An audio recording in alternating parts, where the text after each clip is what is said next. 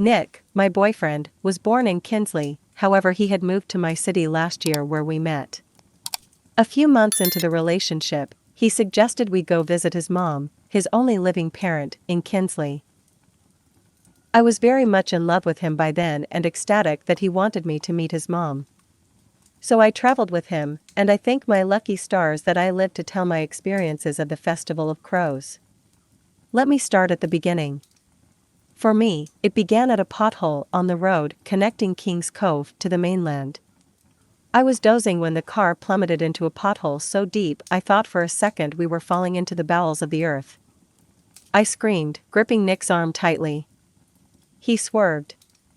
"Lucille," he cried, dragging the car back across the gravel of the road's shoulder which dropped down into the ocean far below. The road connecting Kings Cove Peninsula, Nick's childhood home, was narrow and elevated far above the sparkling waves. I felt my face flush, ashamed of my overreaction, but Nick was smiling. "Goddamn, same as last year and the year before. Are they never going to fix that road? Like a bloody chasm, worse every year." He let his hand drift on my thigh. "I'm sorry you were startled, darling," he continued. "It's so typical. The mainlanders simply don't care about the peninsula. On the mainland, you get construction crews working round the clock to fix every tiny thing, but out here, they just don't care." I nodded. I had heard him rant about Kings Cove being badly neglected over the past decades, services falling apart. The main township of Kinsley, Nick's family home, was a 3-hour drive from the causeway which connected the peninsula to the mainland. And from the city where we lived, it was another 2-hour drive. We had been on the road since 7 in the morning, and we were just about to drive onto the causeway. A rusted green sign held the faded words, "We come to Kings Cove." I was puzzled over what that could mean, and it was only after we drove by that I realized the letter L in the sign had faded. "Isn't it beautiful?" Nick was smiling broadly now. "Almost worth the rural technology." The ocean ran up to the bottom of the elevated causeway on both sides, an incredible deep blue stretching out for miles, patterned by waves and edged by hazy cliffs and hills covered with fresh green foliage. "It's lovely, Nick," I said. I gazed at the sky where 2 birds, barely visible specks in the air, were circling. "Are they eagles?" I naively asked, pointing. Nick took his eyes off the road as he followed the direction of my finger. For the first time I understood the phrase, turned pale with fear. Nick's color drained so quickly, I feared he would faint dead. I grabbed the wheel. It wasn't necessary, for he silently steadied himself and exited the causeway, pulling the car onto the gravel shoulder. Without a word, he got out and stared at the soaring birds. "Nick?" He didn't answer. I got out of the car and went up to him. "Nick?" His neck tilted back, he muttered something. "What, darling?" The wind and waves made it hard to hear. "Those aren't eagles," he said dazedly. "Okay. Sweetheart?" I could feel my stomach start to knot. He was never like this. I didn't realize they're so far out. They never come this far. The bird swooped down, seemingly towards the ground. They were black, much smaller than eagles. Nick shrieked, sprinted, grabbed my hand and dragged us back towards the car. "Lucille, get in. We need to get home." We jumped in the car, and he blasted off towards the interior of the peninsula and the town of Kinsley. I looked back. 2 large crows had perched where we had been standing moments ago. I looked at Nick. His profile jutted sharply towards the windshield, his mouth set in a hard line, his hands gripping the wheel. He almost looked like a different person. He glanced at the rearview mirror and pressed on the gas even harder. "Nick, you're way over the speed limit. Calm down, darling." "What is it?" My voice seemed to break the spell. His face and hands relaxed. He glanced sideways at me and smiled. "I'm sorry, sweetheart. I didn't mean to scare you, but what is it, the birds?" He smiled wanly. "It's nothing, Lucille." His voice faded. The sun shone on the blue vastness on my side. It's nothing. Remember the silly photos I showed you of my childhood dressed up with my Aunt Margaret? And the news clips? How we celebrate the Parade of Crows each year. I nodded. Yes, you just said it's an old local festival, right? He smiled again. A quick sly smile I didn't like. Yes, actually, you must be right, he sounded forced and jovial. It is this weekend. You'll probably catch it. I completely forgot. That's okay, right? You love these bits and bobs of culture. But you didn't tell me it was this weekend. You said the kids dress up as crows and birds? Yes, and it's actually not that old. It started back in the early 2000s when I was a kid, just for fun, but then it really ramped up during the COVID pandemic of 2020, you know. I shook my head, feeling even more confused. Was he talking about the COVID pandemic? I decided to keep quiet, and he started in a chatty voice, "Oh, I'd be surprised if there is even anything happening. It was just a fun little thing to do with a few families. There wasn't much going on, you know, during the pandemic. Just dressing up and learning about wildlife, you know, homeschooling, arts and crafts. It was the pandemic." I didn't say anything. I really wanted him to stop talking about the pandemic. I wanted to put all that behind me. Everybody just had a shitty time, right? The dilapidated road worsened as we neared the township of Kinsley. We passed houses set a good distance back from the road. In a rocky meadow, a group of children were working with large pieces of black fabric. Nick braked and pulled over. "Oh, look. I think that's my cousin's kids, Steve and who was it? Shall we go and say hi?" Before waiting for my answer, he jumped out and headed towards them. I got out and followed him. There were 3 children on the grass, a small blonde girl and 2 older boys. They were messing around with black and orange paper, fabric and scissors. The girl folded a circle of orange paper into a cone and put it over her face, covering her nose and mouth. "A mask," she said solemnly. "Louisa, you need to put in the lines for the beaks," said one of the boys. Louisa didn't say anything. I looked at Nick, who was staring at them with shining eyes. "Nick, what are they doing?" He didn't seem to hear me. He crouched down and said to the older boy, "Hey Steve, it's me Nick. You remember me, buddy? How's your mom? Aren't you going to use any feathers?" I always had tons of feathers on my costumes. Steve didn't look up. I looked back. A third boy was approaching across the meadow, carrying a black object in his outstretched palms. As he came closer, I saw it was a dead crow, its claws pointing upward. "Nick?" I said, tugging his sleeve. He didn't respond. The sun was shining very brightly, but the ocean noises were very distant.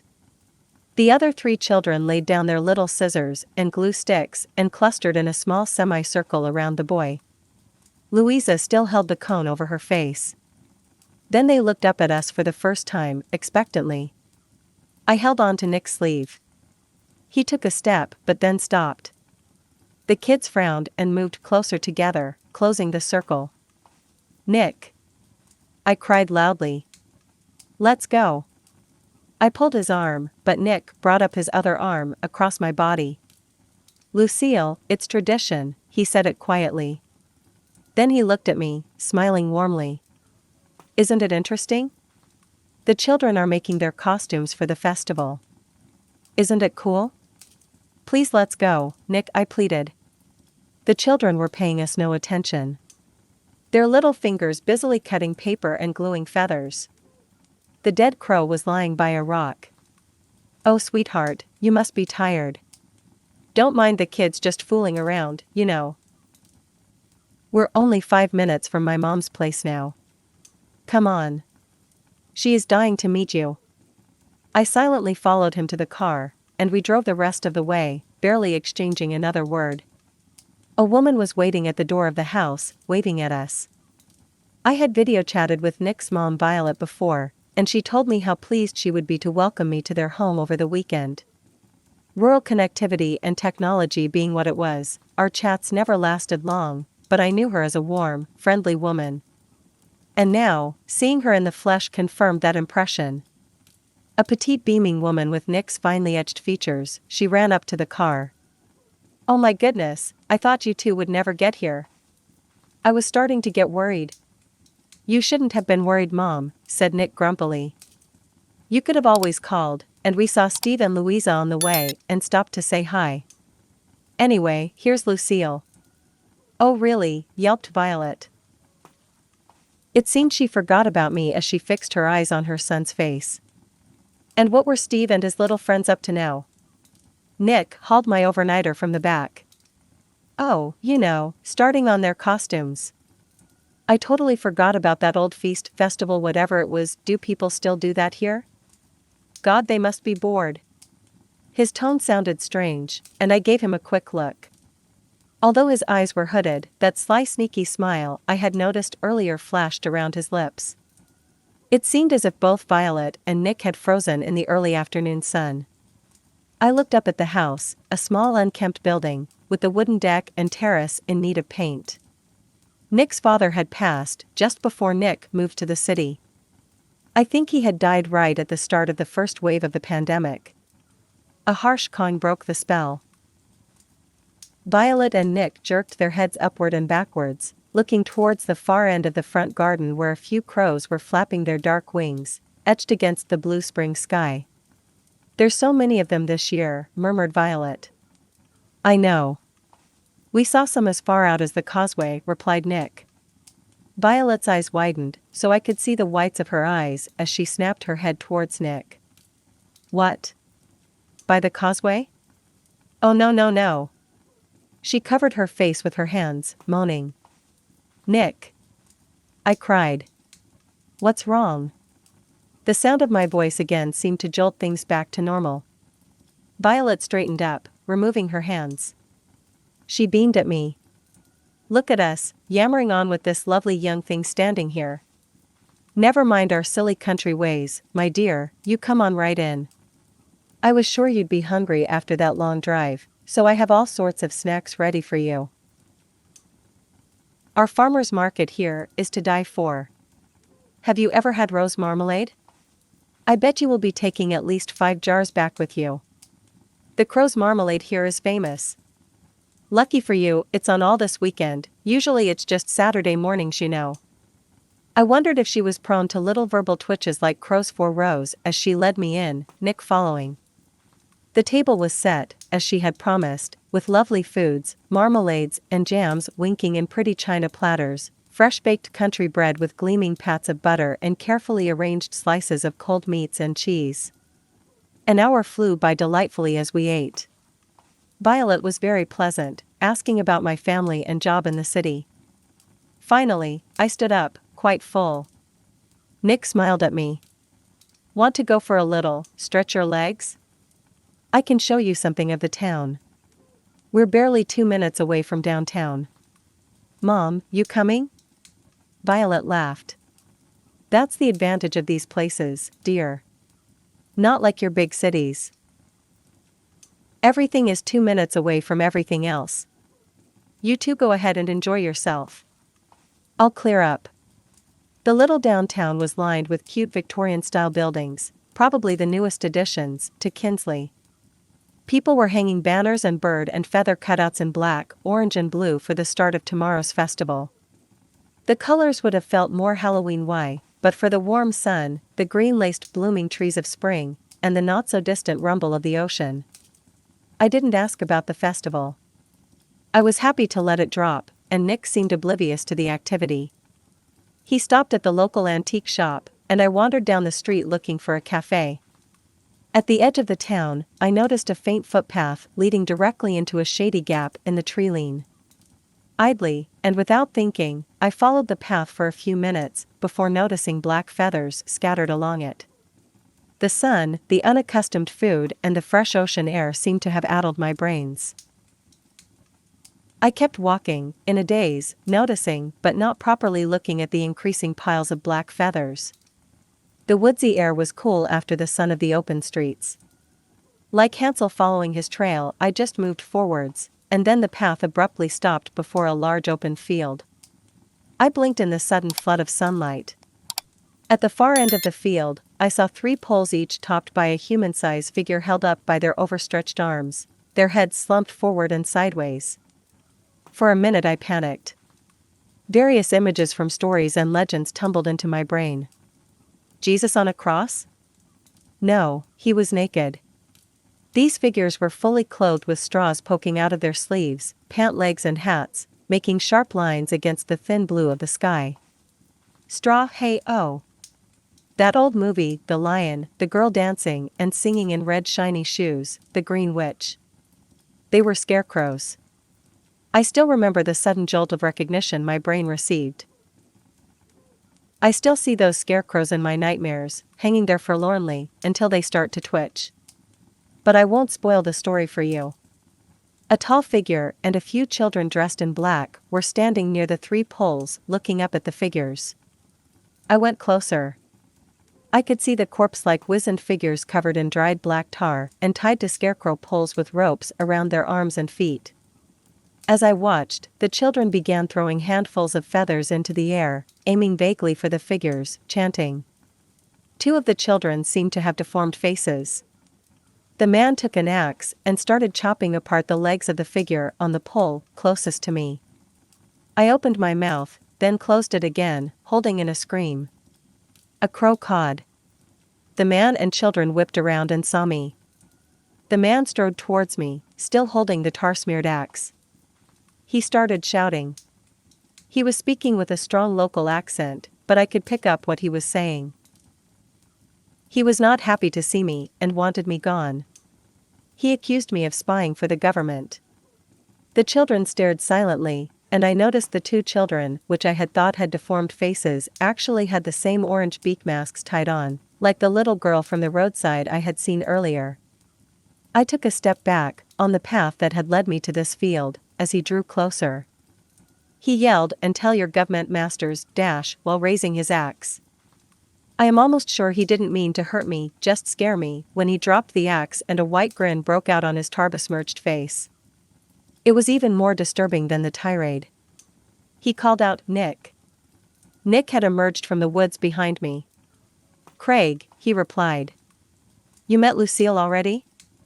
They ran up to each other and made as if to hug, but didn't, sidestepping awkwardly. Craig smiled at me.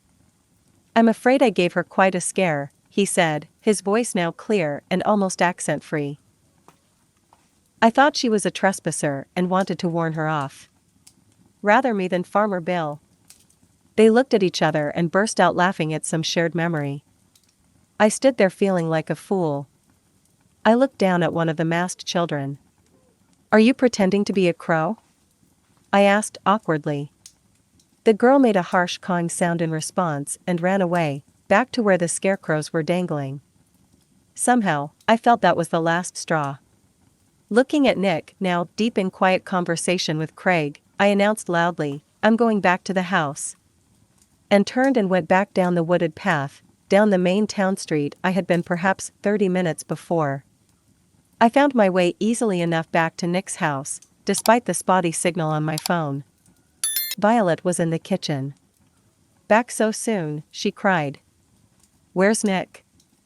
"Don't tell me you had a lover's quarrel already," she giggled. "No, of course not." I couldn't help sounding snappy. She stopped giggling and looked at me with worried eyes. "Oh my dear, are you okay? I suppose Kinsley is a lot to take in for a visitor from a big city." I knew I was being rude. "Honestly, Violet, our city isn't that big, and Kinsley is perfectly lovely. I'm just a bit tired, and Nick ran into an old friend, Craig I think, and if I could lie down." Violet cried, "Yes, of course, dear. Your bedroom is made up for you, and I wouldn't worry about Craig, a lovely boy, my poor sister Margaret's son, so fond of Nick. Quite upset when he decided to leave for the city last year." She continued chatting as she made her way down the hall with me following. "The Corvid stuff got to him a bit, well, it did everyone I suppose, but Craig never readjusted properly like Nick. And all the children, the schooling, so hard you know, not socializing and playing properly like children are supposed to, and us women had to do all of it, although poor Margaret, and they never reopened the schools fully anyway, not enough funding for teachers and assistants, they said. What kind of government won't fund schools? I don't suppose COVID made that much of an impact on you, being in a big city with all the amenities. The uneasy fear came surging back. COVID. Violet, you mean COVID. A couple of years ago, right? I said, cutting her midstream. Violet laughed. Well, we must all have our little jokes, dear, just lightens the load, right? Now here's your room, you rest up, and maybe this evening we can play some games. Wouldn't that be fun? She turned and left, closing the door behind her. I flopped heavily on the pretty floral bed, breathing, trying to regain my calm. I opened my eyes. I was on the bed in the bedroom Violet had showed me to. A large black feathered beaked face pushed itself into me. I screamed and then woke up, my body jolting in fear. Nick pulled off the bird mask, laughing. Oh my God, Lucille, the look on your face. It's just a silly mask. Look, I made it when I was a child. A wave of anger surged in me. But some hidden survival instinct kept me calm. Instead, I smiled at Nick and said brightly, that's pretty neat. People here are so creative. I had no idea. Nick looked at me silently, his hands busily stroking the black feathers. Then he returned my smile. Oh, Lucille, he said, the relief palpable in his voice. I'm so glad you appreciate it. Outsiders have no idea, you know, the talent and the energy here on the peninsula. And you know, it's crazy, but the pandemic really brought it out. I was in my last year of high school, you know, so I helped my Aunt Margaret and others with homeschooling. We used to say the pandemic was the best thing that had happened to us. So much artistry, communion with nature. Little kids talking to the crows, the scarecrows. His voice trailed off. I said nothing. He picked up again. And then my dad died, and Aunt Margaret, and Craig was just too much. I felt I had to get away, you know? I was feeling overwhelmed, and my mom supported me to get off the peninsula even though the others didn't want me to. I prompted gently, your mom sounds amazing.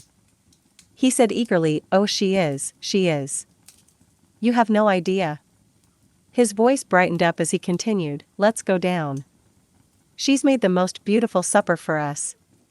The rest of the evening passed smoothly enough. Nick was his usual loving self, and Violet was charming. We ate together, helped with the chores, and even played a round of rummy.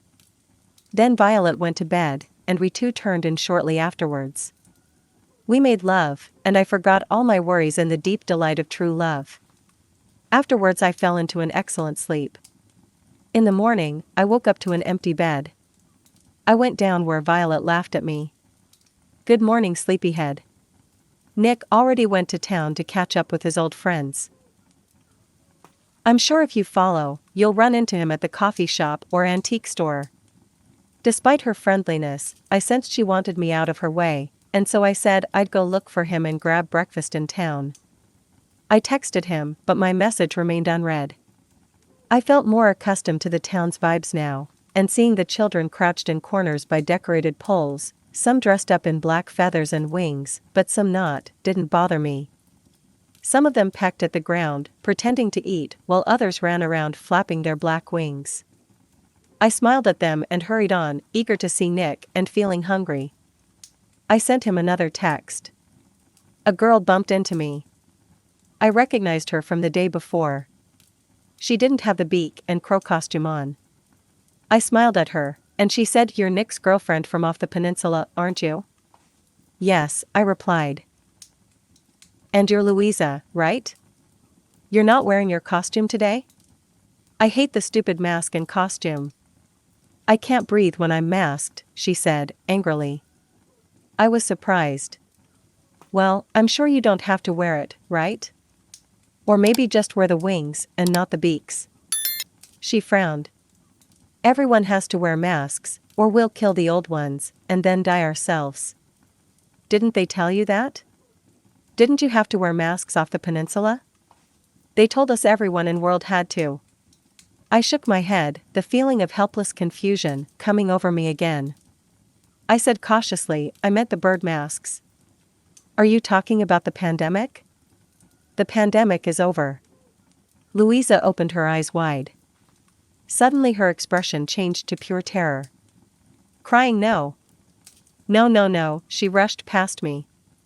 I looked back.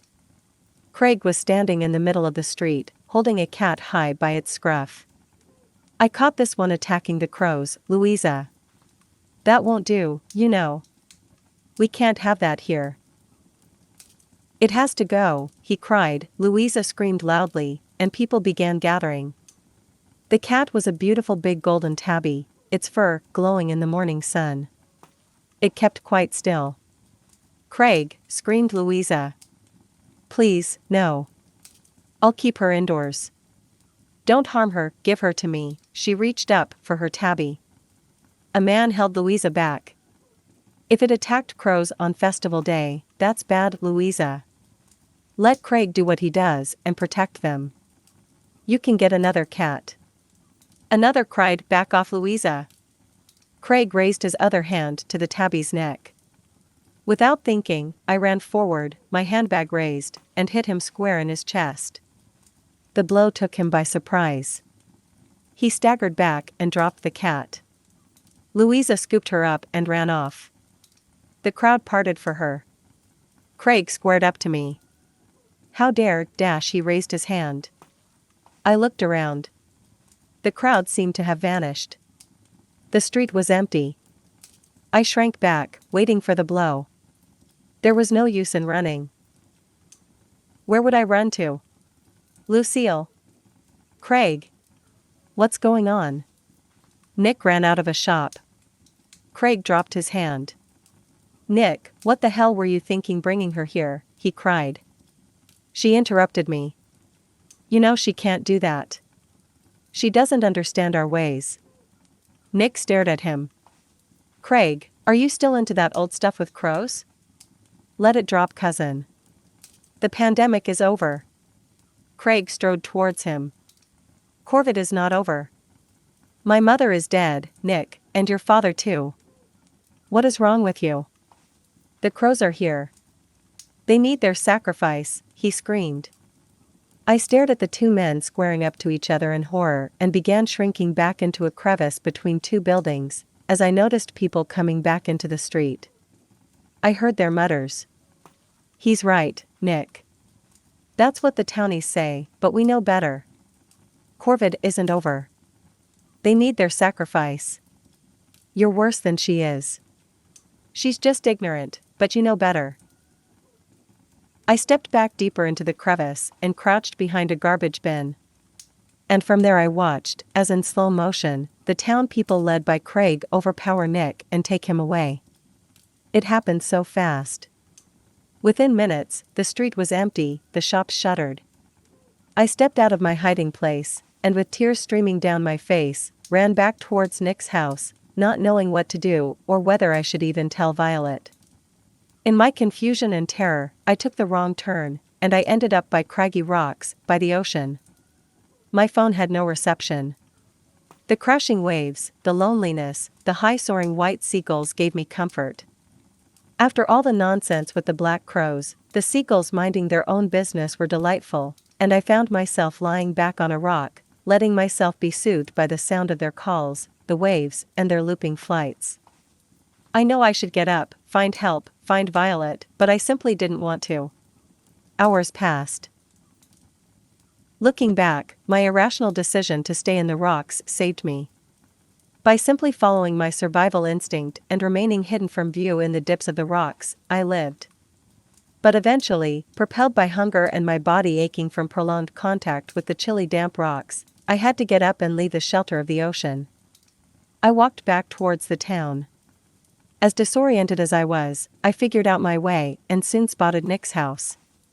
It was already early afternoon. I was pleased to see our car waiting patiently in the driveway. The front door swung open, and for a moment, I foolishly expected to see Violet standing there smiling, holding a tray of crow's jam and fresh-baked muffins. Crow's jam? Was I becoming one of them? I shook my head as I bounded up the steps. Violet? I called through the open door.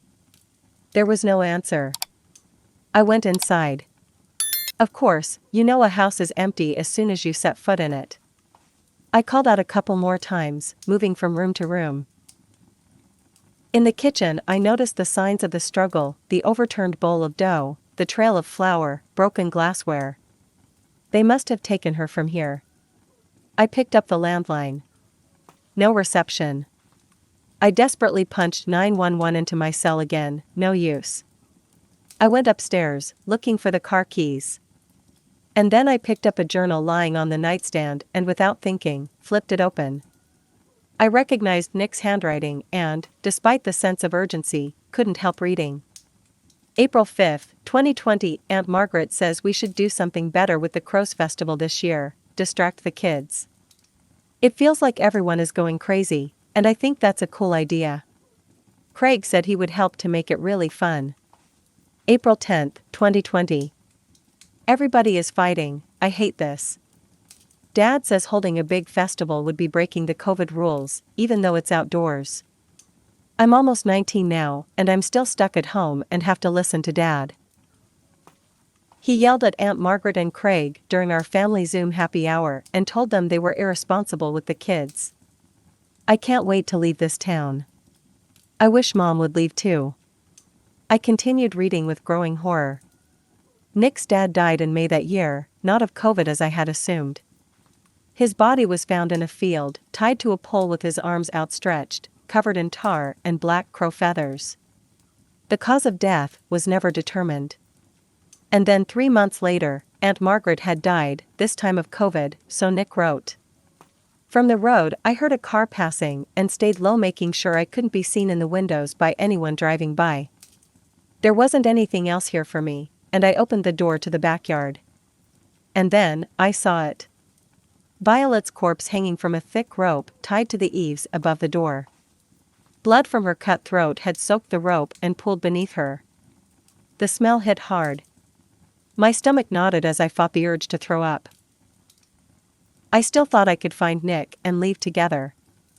By some miracle, the car keys were left hanging where Nick had left them the night before.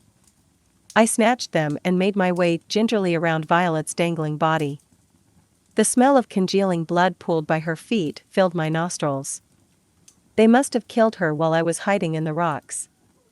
I ran to the car and jumped in, trying to think if I should go find Nick. As I hesitated at the lane, not sure whether to turn towards the highway leading out of Kinsley or towards the interior of this damn town for a desperate attempt to find my lover, I heard a loud meow from inside the car. I shrieked and turned back. Louisa sat up, pulling away my jacket that she had been hiding under, holding her beautiful golden cat. "Take me with you," she said. "I don't want to stay here. Craig will kill her. You saw for yourself." "Your parents?" Her eyes filled up. "My mom died. They said it was Corvid, but I know it was Craig. He killed her because she left the peninsula, just for a day, to visit Grandma. She wasn't from Kinsley, you know, and they just always hated her here. Craig said she broke the rules and brought Corvid back and had to die. She wasn't even ill. And Dad was too scared to do anything. I hate him. How could I tell this scared child to get out of my car? Okay, Louisa, you can come. But tell me, do you have any idea where they might have taken Nick? He's probably tied up in the field, you know, where we all were yesterday. He's been tar and feathered, and they'll kill him later. So he's still alive? Louisa shrugs. Probably. They sacrifice before sunset when the birds are most active. I couldn't hesitate any longer. How could I live with myself, knowing I had left Nick to a terrible death? I turned the car towards the fields, and Tabby meowed loudly again. Louisa guided me, and soon the scarecrow came into sight. I cried out at the unrecognizable figure of what was Nick, covered with black lumps of tar and feathers. The tar has already cooled, but I know it was hot when they first flung gobs of it at his body from the nasty burst blisters dotting his skin where it was exposed. The feathers dangled crookedly in odd angles. The sun was low. Louisa told me to stop behind some bushes. On the other side, the scarecrow pole was almost close enough to touch. I got out of the car, and without thinking, called out, "Nick." He twitched in response. Louisa from inside the car cried, "What are you doing? You can't help him now." As if to prove her point, a shout went up. And then I saw the children at the feet of the scarecrow pole, all costumed in black wearing beaked orange masks. They start shouting and pointing at me. In response, yelling came from the far part of the field. Adults were running towards us. I looked straight up at Nick. Maybe I am imagining this to absolve myself, but I swear I saw his mouth move through the feathers stuck on his face. "Go. Please go." Louisa was frantic now. The children were trying to push through the bushes to get us as the adults arrive. Tears streaming down my face, I jumped into the car and start driving. "Don't stop, don't stop. Please, just drive. They'll cut you off," cried Louisa. I didn't stop. The sun dipped lower. We were only a few minutes from the highway, the ocean lying peacefully in the late afternoon ahead of us, and I thought we were almost out when my heart sank. From a fork in a road, a stream of people started pouring out in front, effectively blocking our way. And behind the crowd, I spotted a police car. Instinctively, I slowed down. "No, no, no," screamed Louisa. "Please, no. Not now." And then it happened. I don't understand. I can't pretend to know why. My therapist has implied I might have hallucinating from fear and hunger at that point, but she is wrong.